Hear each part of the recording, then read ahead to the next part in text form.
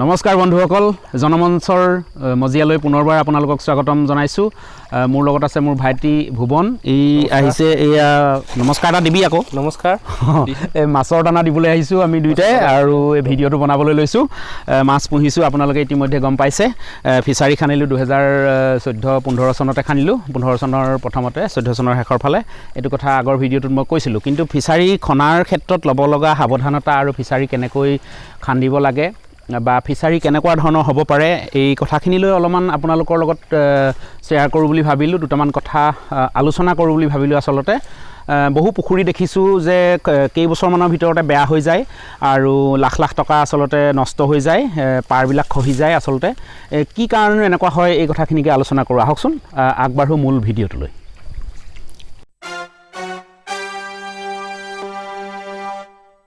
যে ফিচাৰী খানিবলৈ যাওঁতে আমি প্ৰথমতে এটা কথা লক্ষ্য কৰিব লাগিব ফিচাৰীটো যাতে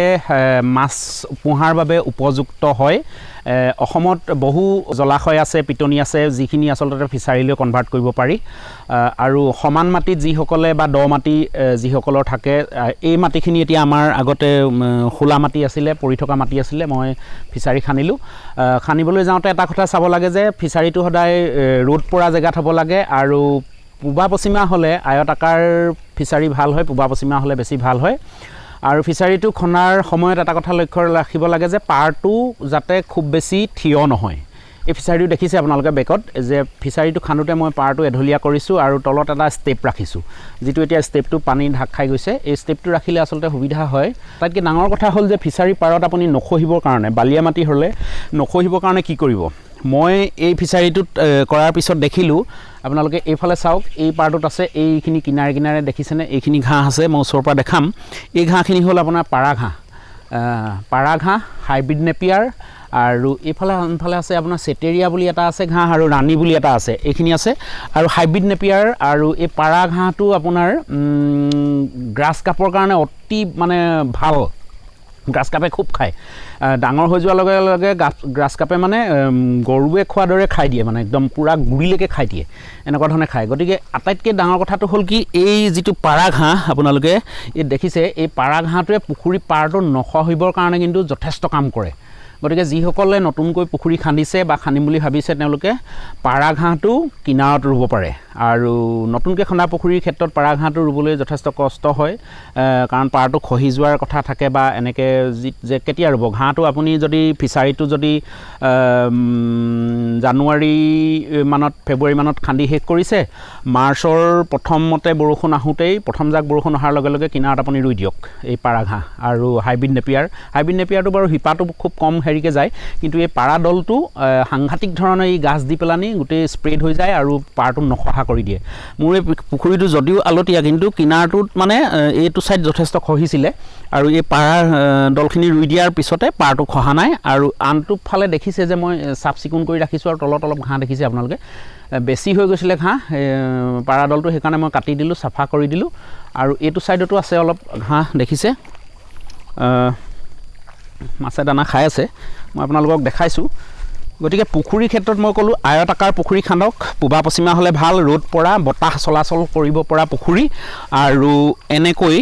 এই কিনাৰত পাৰা দলটো আপোনালোকে ৰুৱক এইখিনি পাৰা ঘাঁহ এইখিনি দেখিছে এইখিনি খুব উপযোগী মাছৰ কাৰণে সাংঘাতিক ধৰণে মই কৈছোঁৱেই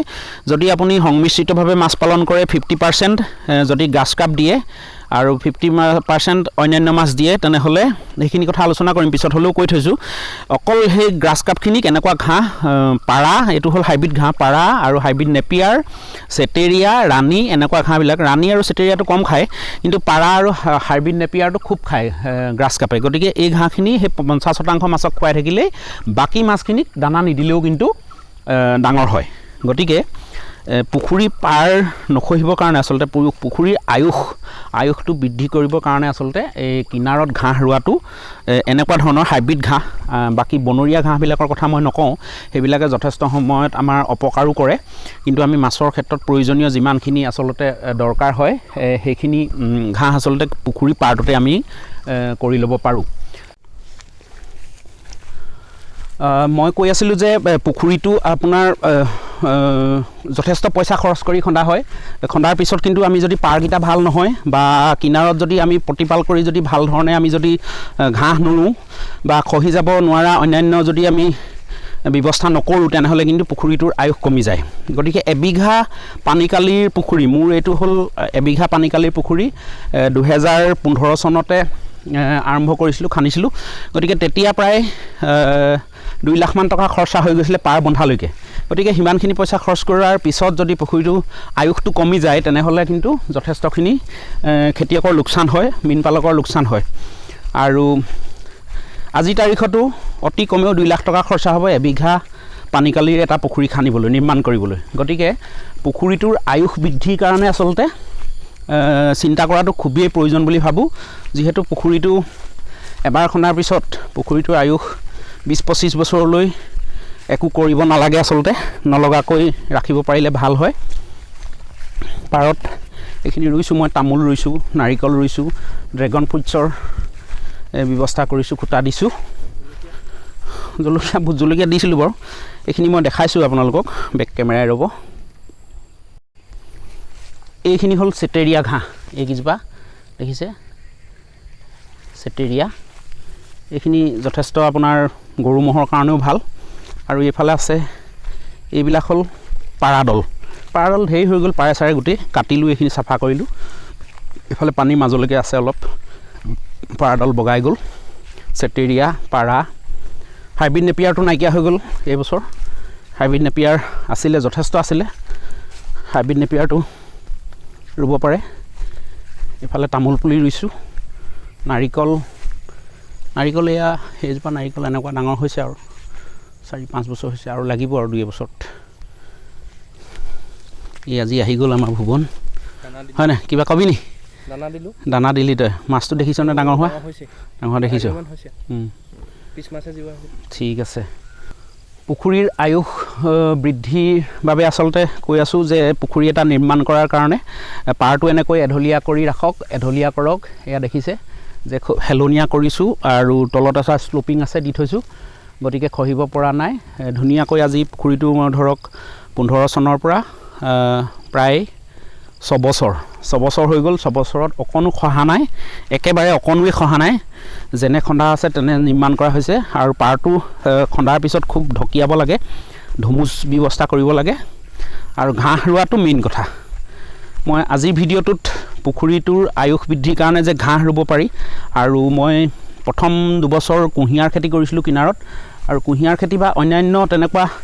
বেছি জংঘল হৈ যোৱাৰ ক্ষেত্ৰত সাৱধান হ'ব যাতে এন্দুৰ বা এনেকুৱা এন্দুৰ আৰু এটা আছে বস্তু এইটো এন্দুৰতকৈ ডাঙৰ কি কয় এইটো কি আছিলে নামটো বৰ ডাঙৰ যে এন্দুৰ সেইটো এন্দুৰ কি আছিলে নামটো পাহৰিলোঁ নহয় সেই বস্তুটো ইয়াত লাগি যায় কুটনি বুলি কওঁ আনকি নাৰিকলৰ পাত পৰ্যন্ত কুটি খাই দিয়ে গতিকে তেনেকুৱা ধৰণৰ এটা বস্তু নাৰিকলবিলাকৰ পাতো কুটি দিছিলে এইবাৰ গতিকে সেই বস্তুটো খান্দি দিয়ে বা অন্যান্য কেঁকুৰা জাতীয় বস্তু যদি থাকে সেইখিনি মাৰক মাছৰ কাৰণেও উপকাৰী কুটনি এন্দুৰ এইবিলাক হৈ যাব পাৰে গতিকে চাফ চিকুণ কৰি ৰাখিব এইখিনিকে ক'লোঁ বন্ধুসকল কেইবাদিনৰ মূৰতো ভিডিঅ' কৰিলোঁ ফিচাৰীলৈ আজি আহিলোঁ এই ভিডিঅ'টো বনালোঁ আপোনালোকৰ বাবে যদি উপকাৰ হয় আপোনালোকৰ তেনেহ'লে মোৰ এই কষ্টৰ সাৰ্থক হ'ব নামমাত্ৰ যিখন কষ্ট কৰিছোঁ এইখিনি সাৰ্থক হ'ব বা মই যিখিনি কৰি আছোঁ সেইখিনি শ্বেয়াৰ কৰি ভাল লাগে সেইকাৰণে কৈছোঁ যে পুখুৰী এটা খন্দাৰ পিছত ল'ব লগা সাৱধানতাখিনি কথা ক'লোঁ কাৰণ 1 লাখ 1.5 লাখ 2 লাখ টকা খৰচ কৰি বা তাতোতকৈ অধিক লাখ টকা খৰচ কৰি আপোনালোকে যদি পুখুৰী নিৰ্মাণ কৰে তাৰপিছত যদি 2 বছৰতে খহি যায় পুত খাই যায় পুখুৰীটো আয়ুস যদি কমি যায় তেনেহ'লে যথেষ্ট লোকচান হয় আৰু সেইকাৰণে পুখুৰী আয়ুস বৃদ্ধিৰ বাবে আচলতে কিনাৰত ঘাঁহ ৰুব লাগে আৰু ঘাঁহটো মই ক'লোৱেই যে হাইব্ৰিড নেপিয়াৰ পাৰা চেটেৰিয়া বা ৰাণী এনেকুৱা ঘাঁহ ৰুলে ভাল মাছৰ কাৰণেও খাদ্য হয় যদি ভিডিঅ'টো ভাল লাগিছে আপোনালোকে ছাবস্ক্ৰাইব কৰিব মোৰ চেনেলটো যদি কৰা নাই ছাবস্ক্ৰাইব কৰিব বেল আইকনটো টিপিব মোৰ লাইক শ্বেয়াৰ কৰিব ছাবস্ক্ৰাইব কৰিব গতিকে এনেকুৱা ভিডিঅ' পাই থাকিব আৰু মই বনাই থাকিম ধন্যবাদ